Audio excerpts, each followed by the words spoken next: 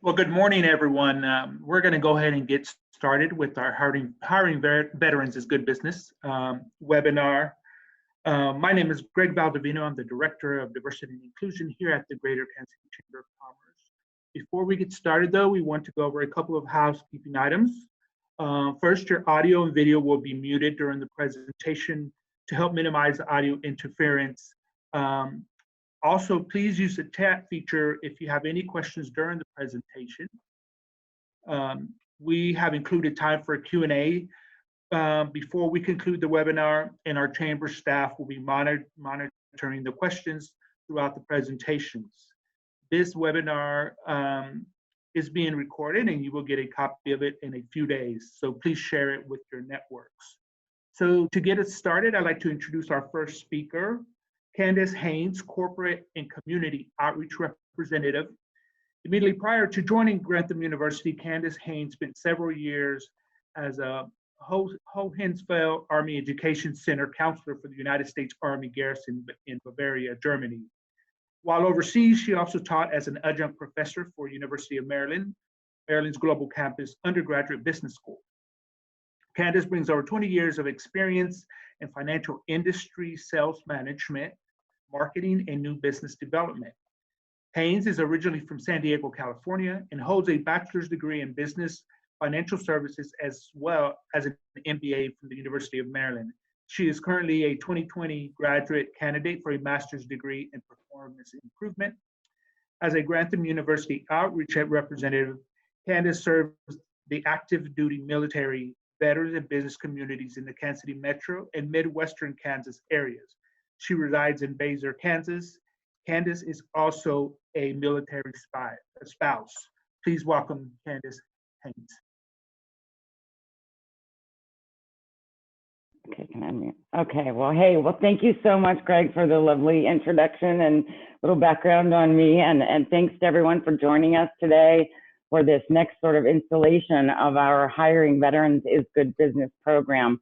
Some of you have attended these presentations in person in the past, and so we have sort of evolved for the times to bring this to you online, but I hope that you will find it very valuable today. So a little bit about Grantham and why we're so passionate about helping military veterans and their spouses in terms of finding work and education. And so Grantham was actually founded in 1951 by Donald Grantham, who was coming back from World War II and wanted to provide education opportunities for guys that were returning from service, from the war. And so from there, we now have almost 70 years of experience in educating and employing veterans. And so as part of our ongoing process, we mentor veteran students and alumni that come to our university, consistently being recognized as military and military spouse friendly. And really our goal is our continued dedication to serving those who serve. And that can mean, those who have served before, those who serve now, and those who may serve in the future. And so we're really excited to bring you this presentation today to shed a little bit of light on the current military workforce landscape. And so without further ado, I'd like to introduce, or am I turning it back to Greg? But I think I'll introduce Jeremy Gray, who is a principal consultant with Noble Consulting. He is also a retired Army veteran and a wonderful friend and speaker. So please welcome Jeremy Gray. Thank you, Candace. I greatly appreciate that warm introduction, and I really appreciate you partnering with me and Grantham University partnering with me to kind of bring a subject that I'm passionate about. And Greg, I want to say thank you to you and your staff and the Greater KC Chamber of Commerce.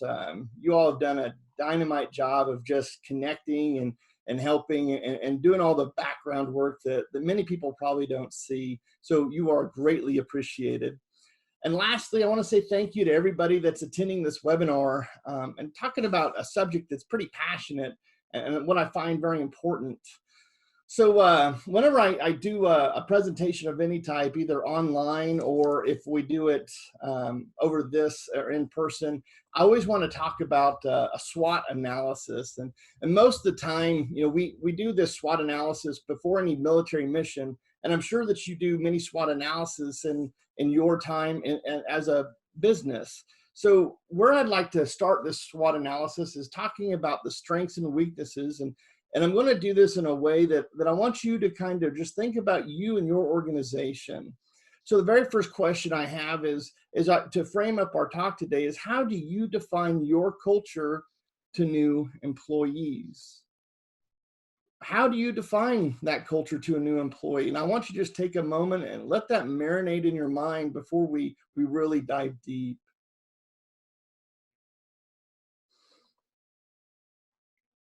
And the second step of that is what are the strengths of that culture that you're kind of thinking about? What are those areas that you are very proud of and say, hey, this is what we represent?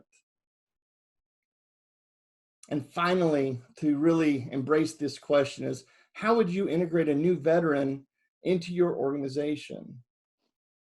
So we're talking about some of those strengths and maybe areas of improvement. And in just a moment, we're going to talk about some objectives. But my actual area I'd love to talk about is the threats that we might face. And so before we really dive deep in our presentation today, I want you to kind of go back into a journey of your own and think about when you first joined your organization or possibly took that new promotion and position. I don't know about you, but whenever I was promoted or put in a high position, I used to have this voice in the back of my head. And this voice used to say, Jeremy, you can't do this. Or possibly, Jeremy, are you sure this is what you want to do? Or am I going to be a fraud or a failure? And one of the things that I want to do in the SWOT analysis is let you know that there is some gold we're going to talk about today. And that just like each one of you provide gold to your organization, I want to provide some nuggets today, so hopefully some takeaways and some value that really allows you to kind of unpack and see how hiring vets and military spouses could really add that gold to your organization.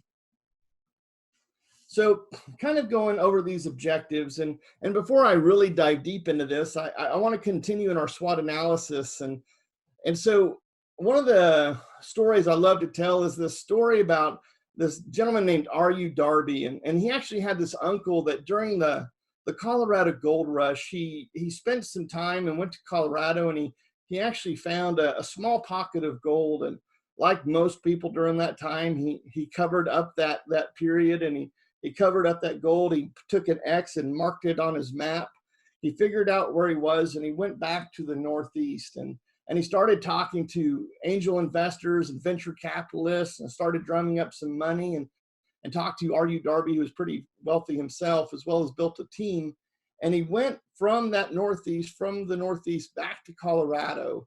And he spent R.U. Darby, his uncle, and the team spent about a year digging for gold. And about a year after their initial dig, they just decided to give up and to stop. And they decided to sell all of their equipment to this junk man.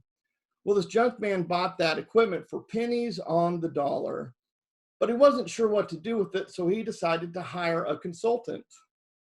And that consultant was an engineer, and so that consultant partnered with this junk man and said, hey, do you understand fault lines? And if your pocket of gold was here, you just need to go this much further and you might find some gold. And so that junk man brought his team, and about 3 foot away from where R.U. Darby's team, they found one of the largest gold deposits during the Colorado Gold Rush. So one of the reasons why I like telling that story is I want to go over objectives and talk to you about this pool, this gold pool of possible candidates for your organization. And so one of the things I want to hope to do in this talk is translating what military veterans and spouses can bring to your organization.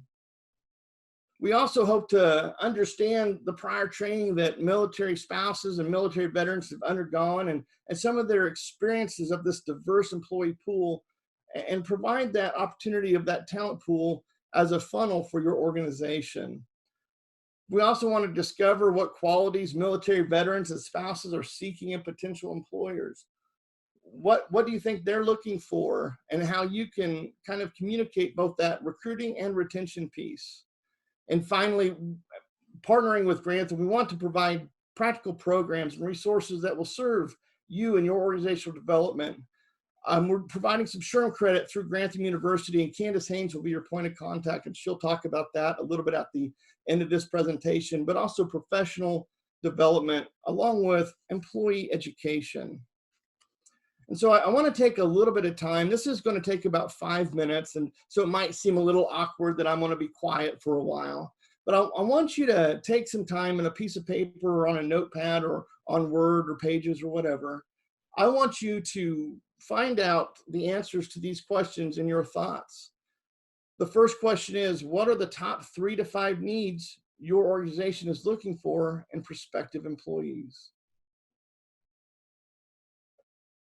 Once you get done with that question, I want you to go ahead and look at how effectively do you feel your organization is communicating these needs, and why or why not? And finally, what is working for you in attracting and retaining that diverse candidate pool? So we'll take about 5 minutes and be able to unpack these questions. And then I'm going to hopefully see if I can hit the target today if the needs of the military veterans and spouses really will serve your organization.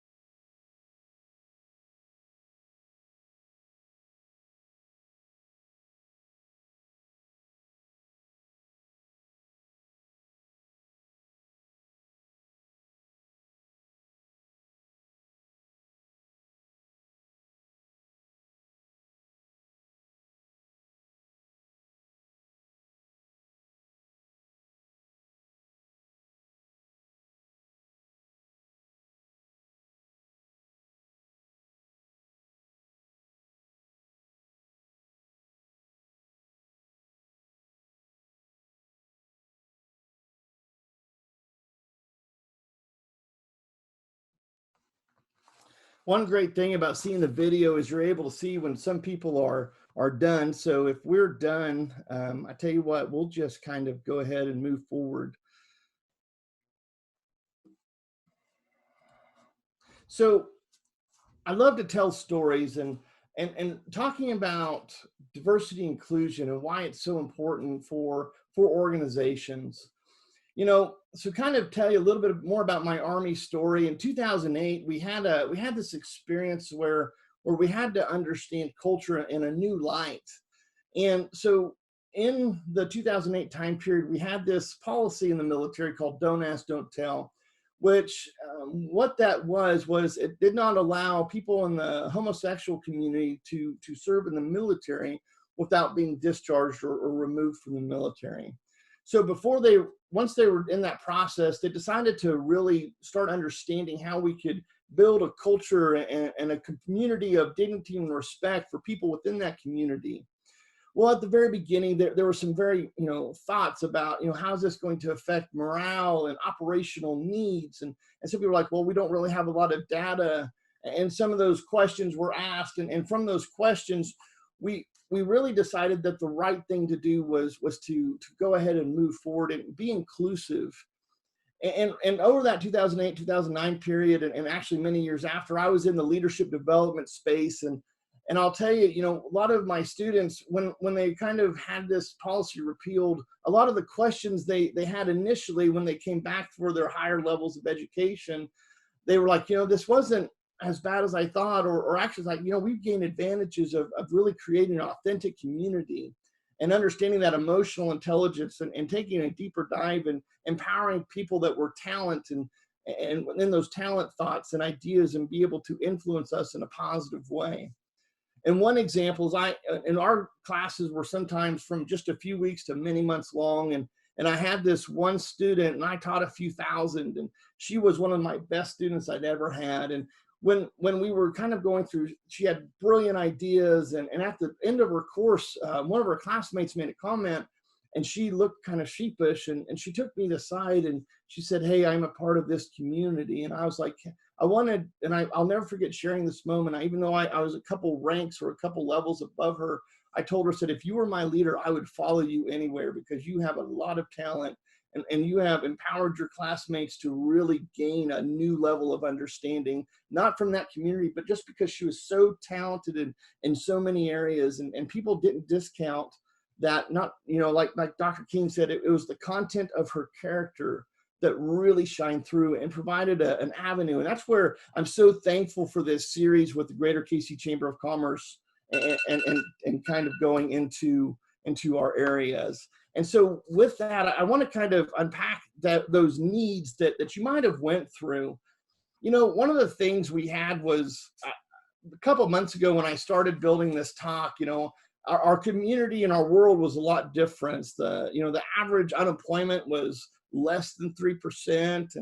And then, we wanted to understand the top 10 needs. And so in January, when I started building this topic, I started, really kind of diving deep.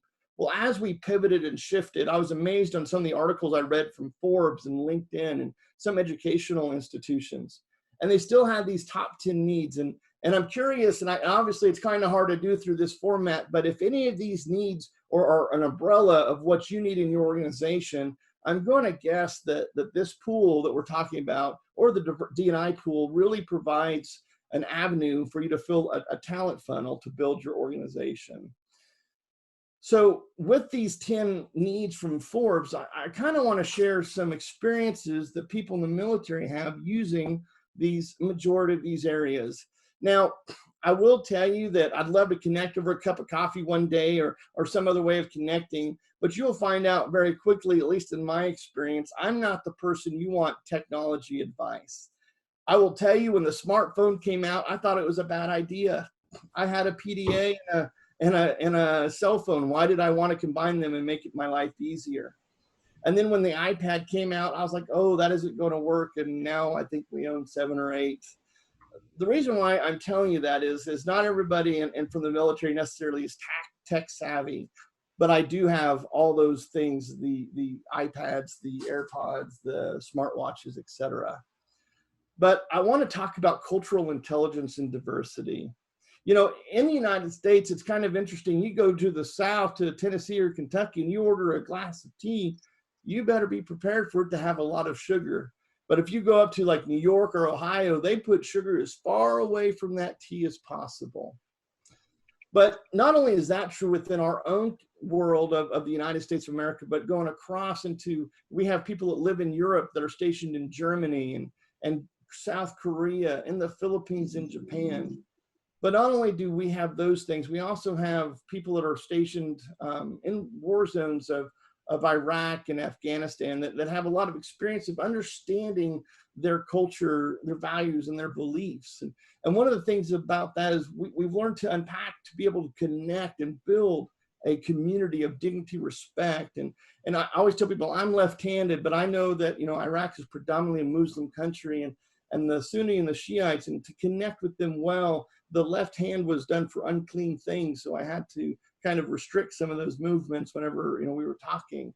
And from that, we wanted to collaborate with people, not only within our own teams, but we had to collaborate like you might with the operations and sales and business development, as well as the operations, and collaborate together. And from that, we had to make decisions. And the military has a joke about, they have a manual for everything, or a policy or procedure for everything.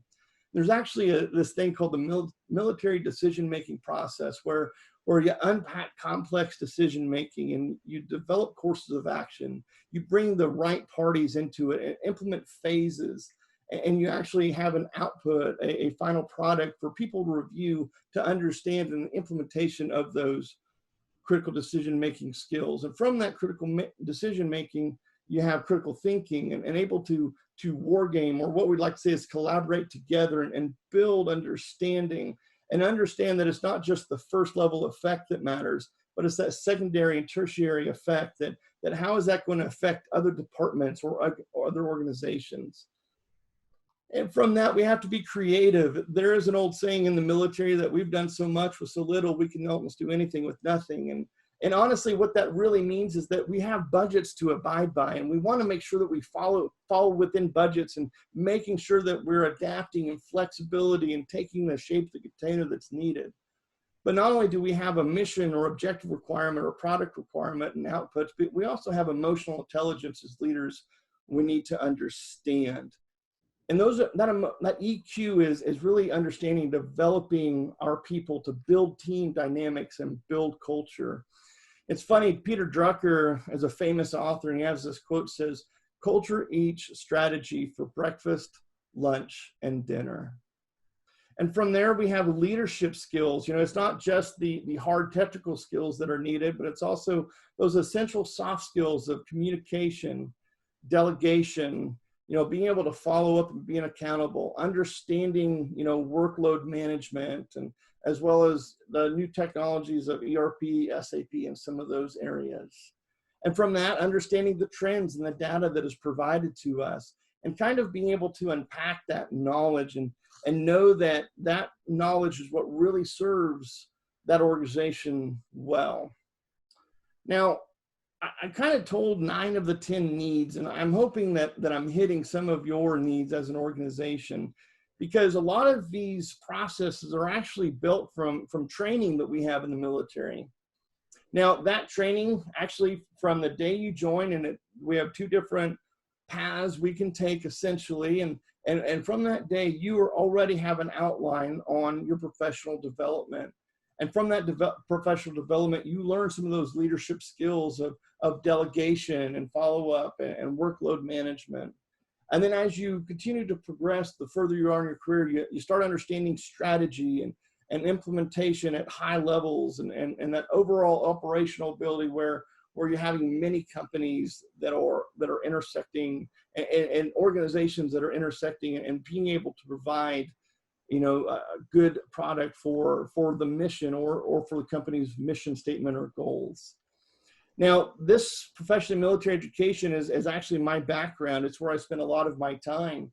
And not only do they learn the hard technical skills and these essential soft skills, but they learn collaboration, and not only that, but networking and getting outside of the framework of groupthink, and really establishing the ability to make decisions using creative means. And what's kind of interesting is it's not just the military veterans that really have this available to them. It's also military spouses.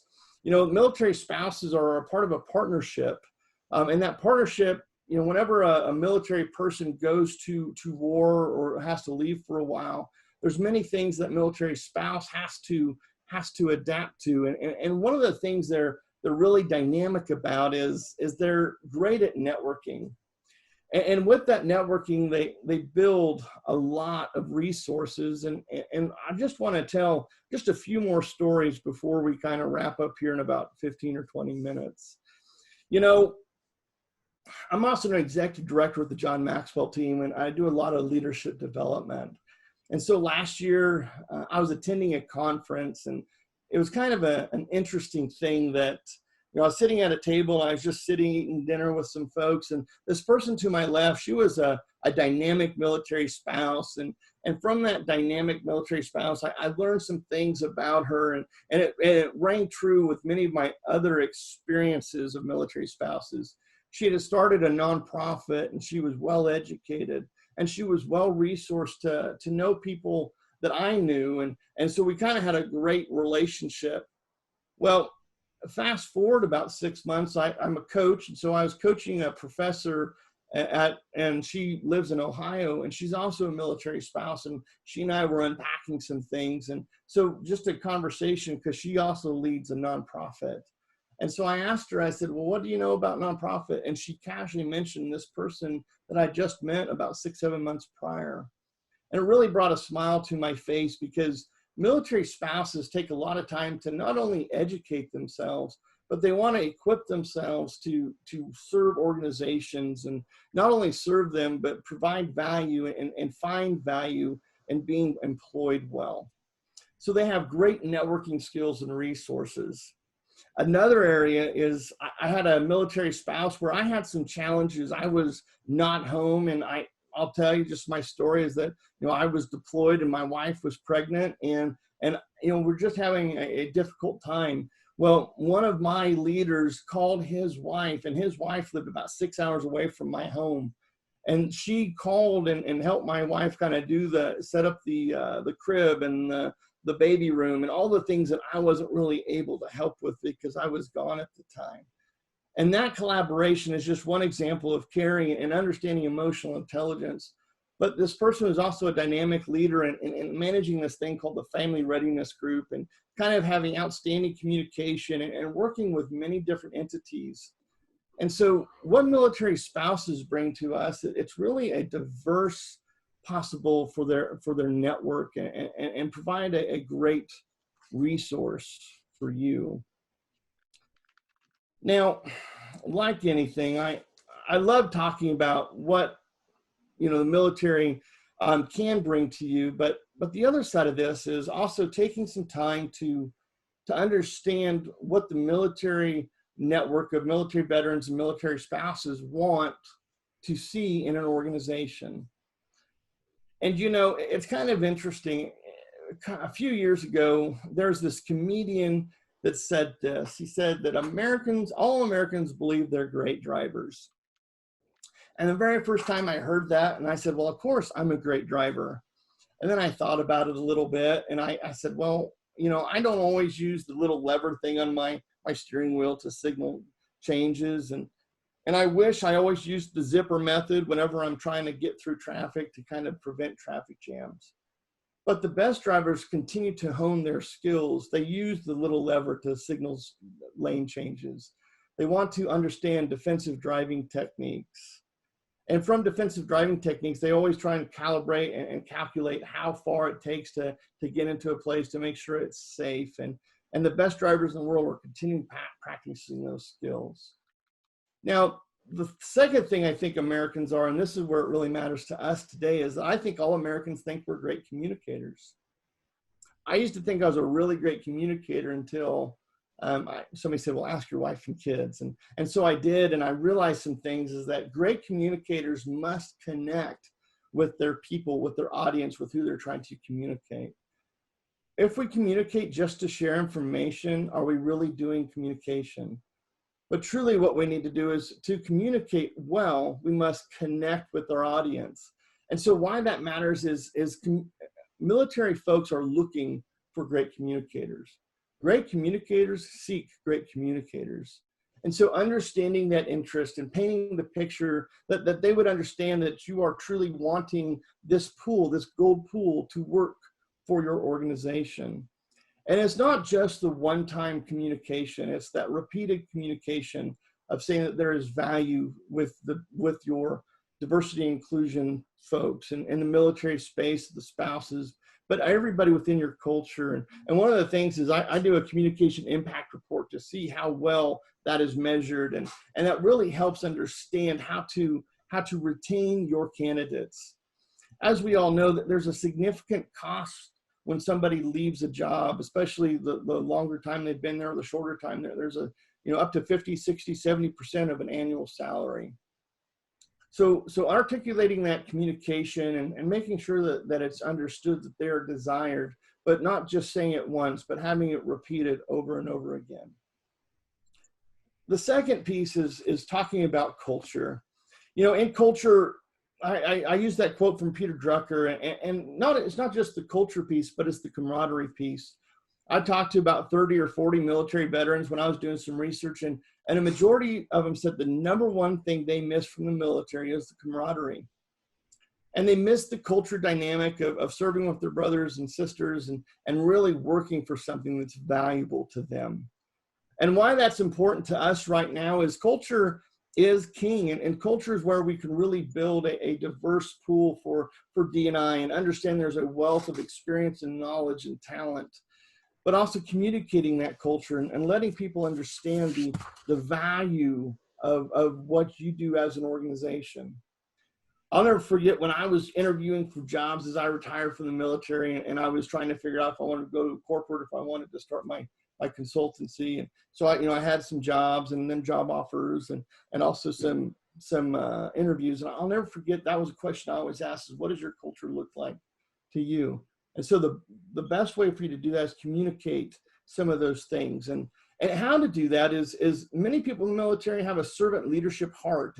And so I want to unpack this values and talk about a shared values of your vision in your organization or your team or whatever you want to do with your company, and communicating that to this possible pool. So in the Army, and that's my experience, we had some shared values, and actually it was called, we had an acronym, and yes, we had tons and tons and tons of acronyms. Well, that shared value was this, it was a leadership. And so what leadership stood for, it said, it was an acronym that really kind of gave us an ethos of understanding. The L stood for loyalty, and that meant to be loyal to those with whom we served, our brothers and sisters in arms. D was duty, and duty meant showing up to work on time, doing a good job, doing what was required, and going a little further. R was respect. It was building a culture of dignity and respect, kind of making sure that we had shared values and understanding and really building culture within our organizations. And we had S, selfless service, which I like to translate a little bit to servant leadership. Selfless service meant serving those and lifting those up above us and around us and below us in our organization and putting their needs first. Honor, H was honor, and honor meant living up to all of these values. And finally, I and P, so I meant integrity, doing what was right, even when no one was looking. And absolutely finally, personal courage was P, which meant choosing the harder right and not the easier wrong. And those values really connected and solidified many of us to understand what the expectations were. And from those values, it was communicated many times, and we talked about them, and it became parts of our fibers and beings. Well, there's also, parts of value that your organization can share, like, hey, this is what we're trying to do, and unpack it in such a way that they understand those values of servant leadership, of building great culture, building a product that's phenomenal, that serves that market, and managing people in a way that really builds and gains, the best output for your organization. One of the things I'll never forget learning about in organizations was, if I can have 10 of my employees work 10% harder every day, that is a much better output than 20% myself. And that's one of those delegation skills that the military really used to talk about. So finally, and one of the things I wanted to share is there's one of my mentors, a guy named John Maxwell. And, one time he had a job where he was supposed to talk for 2 hours, and he had this talk where, everybody went long, and many of us speakers like to really talk quite a bit. And so what he did was he stood up and he said these words, said, leadership is influence, nothing more and nothing less. And he sat back down, and he said that talk was about 35 years ago. The reason why I'm sharing that with you is that I couldn't do this in just 7 words or less, but my goal is to provide a ton of value for you and find areas of gold in the time, on time, with good results, and like we always like to joke about, under budget. So with that, I'd love to kind of take some time, and we're going to unpack this a little bit and share a final story. I'm going to tell a little bit about what I do, and then I'll share the information back with Candace before we go into our Q&A section. So one of the stories I love to share with people is that, back in the early 1900s, there's this man named Andrew Carnegie. And Andrew Carnegie was a Scottish immigrant that worked many jobs before he actually decided to go into the steel world and became a steel magnate. He was a very wealthy man, as well as a philosopher, and a philanthropist. And if, in case you didn't know who he was, he's the person that funded Carnegie Hall and built 30,000 libraries across the United States. Well, in the early 1900s, we had, he had, 20 people that were millionaires that were working for him. And the current modern day in money, that was about $20 million per person. And so this journalist decided that he was going to interview Andrew and see how these millionaires came to work for Andrew. And so they agreed for a meeting time, and this journalist asked Andrew and said, Andrew, how did you get these millionaires to come work for you? And so Andrew was a short man of short stature, but big personality.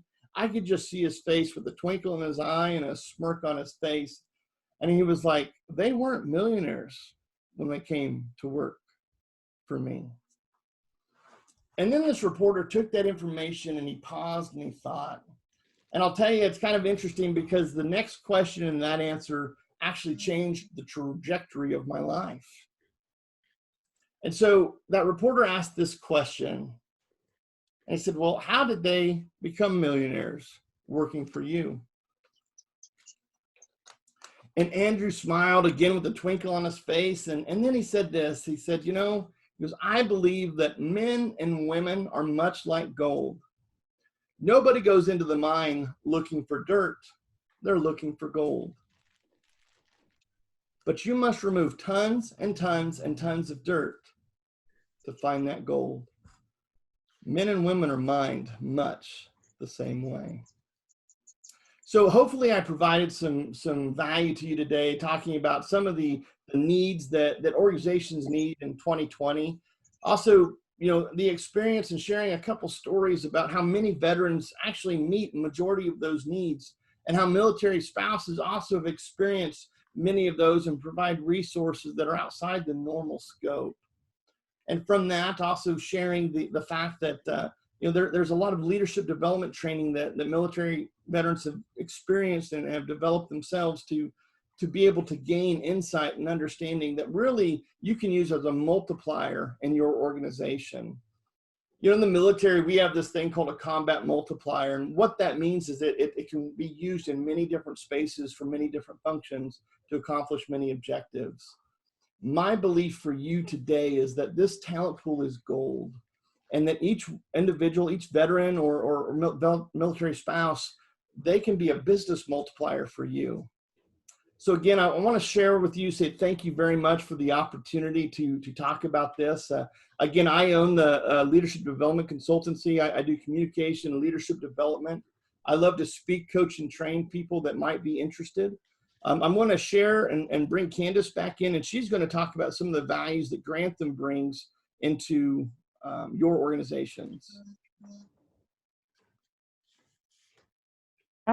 Outstanding. Thank you so much, Jeremy. Great stuff. So just to circle back quick before we get into the Q&A, the Chamber just loaded a PDF document that is a resource guide. And what that has is a number of organization links and resources for diversity and inclusion hiring, as well as military veteran and spouse hiring as well. So that you can just go ahead and download that. That should come in handy for those of you that are looking to hire in these spaces. So, if you have any questions on that, please put them in the chat, or you can reach out after. We'll post our information. But one of the things I'm really excited about that's kind of new with Grantham is that we are now a SHRM recertification provider. And with that, we've been able to take some of the content that we've developed over the years, as well as new content, and have that approved, for SHRM CEUs, including what you're watching today. So those of you that would like a SHRM continuing education certificate, please email that to me directly. And again, we'll put my contact information up and we'll get that to you right away. But we've also added some more courses, and some of them involve around critical thinking for leadership and others. And we're excited because we're going to continue to sort of take off the shelf some of the coursework that we've had within our degree programs and use those in more of a leadership development platform, as the topics are already relevant in there. And so what we're looking to do and partnering with organizations out there is looking to what your training needs are for your employees or your leadership teams, and be able to identify which of those either package of courses or individual courses that we can sort of customize for your organization to be of use, whether it's using your tuition reimbursement program or some other kind of employee training that you provide. So we're really excited about it. And again, we can take that offline and talk about it a little bit more later. But we're really excited that you came today. And if we'll go ahead now, I think, move to the Q&A. If you want to, Jeremy, go ahead and put our slide up with our info. And that's it from me. Thank you.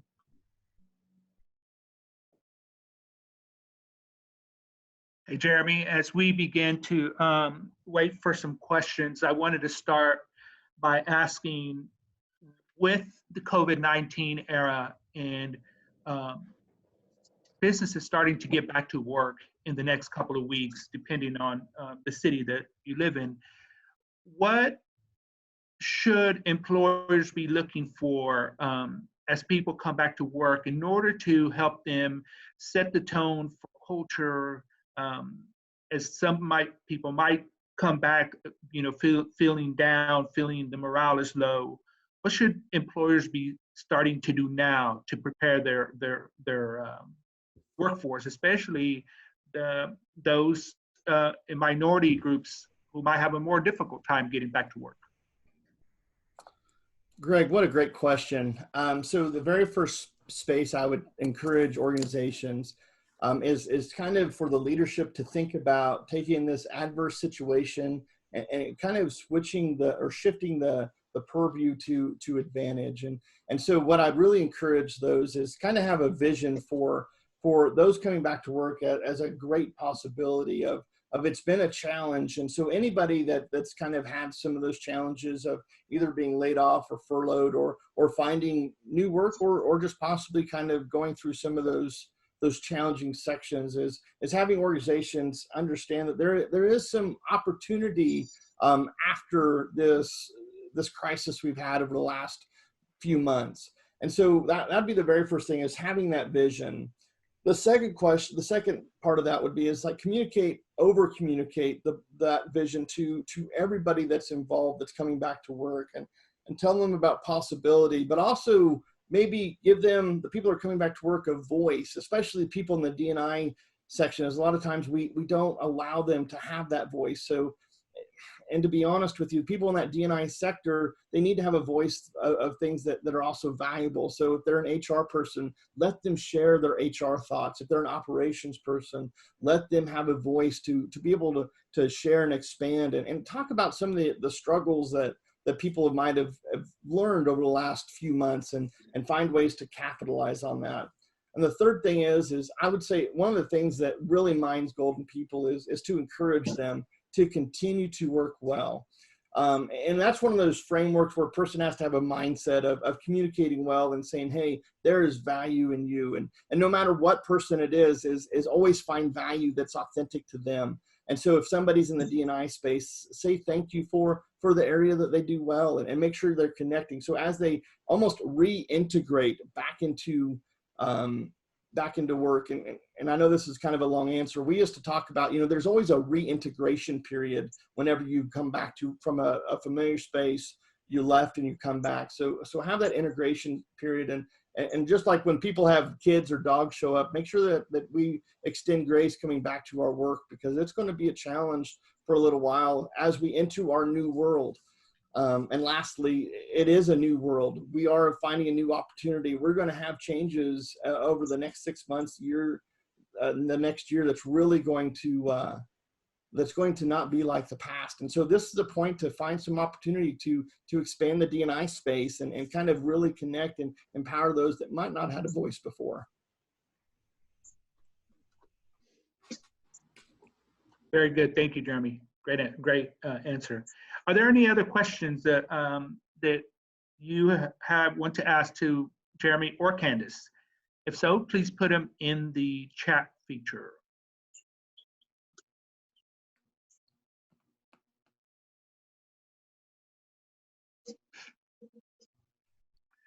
So here's a question.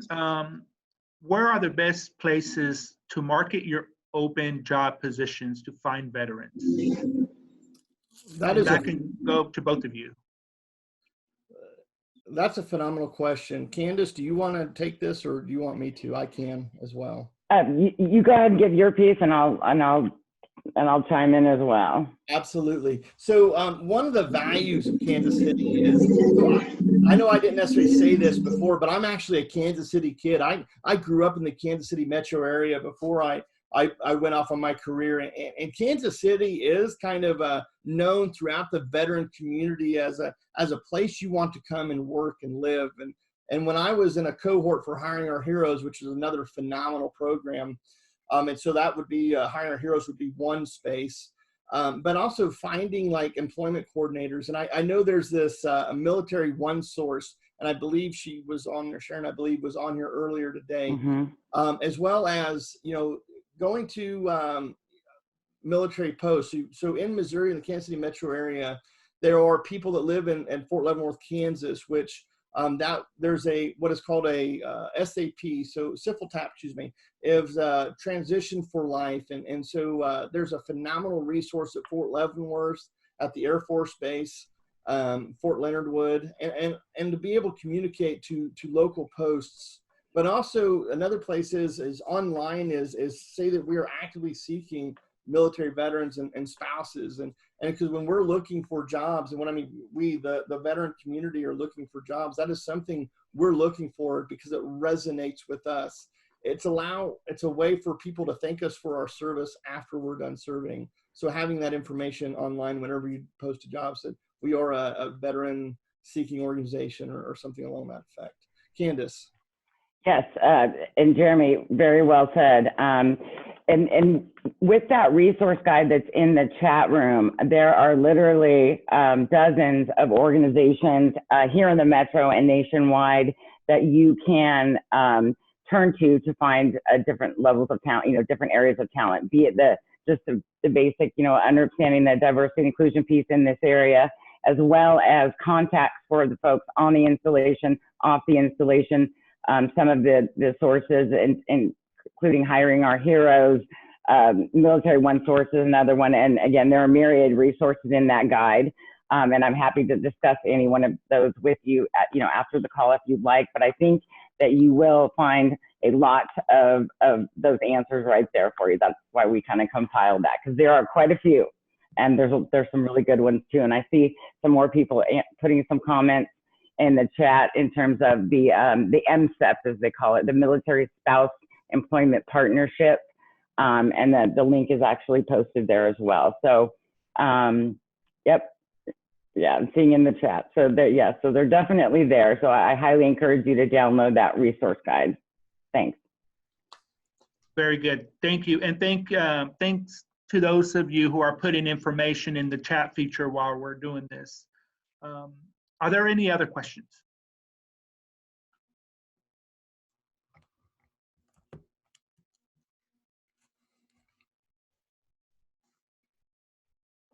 Going once?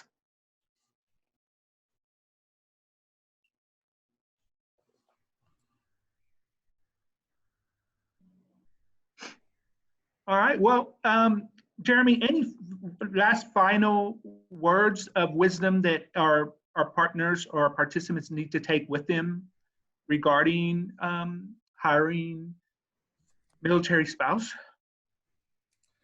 Absolutely. Kind of expanding the military spouses. I'll tell you, if you want to find an eager group that wants to do a great job, especially with our pools, our unemployment pools have expanded. And it's kind of one of those special areas where you might find somebody that's not just a little piece of gold, but really a great gold deposit. So kind of expanding that, you might want to just whenever you're searching for candidates and kind of asking them, you can kind of see some things in their resume whenever they might have been close to a military base or traveled abroad. The military spouses are phenomenal people that really share not just an understanding of how to operate a business, but also how to build businesses.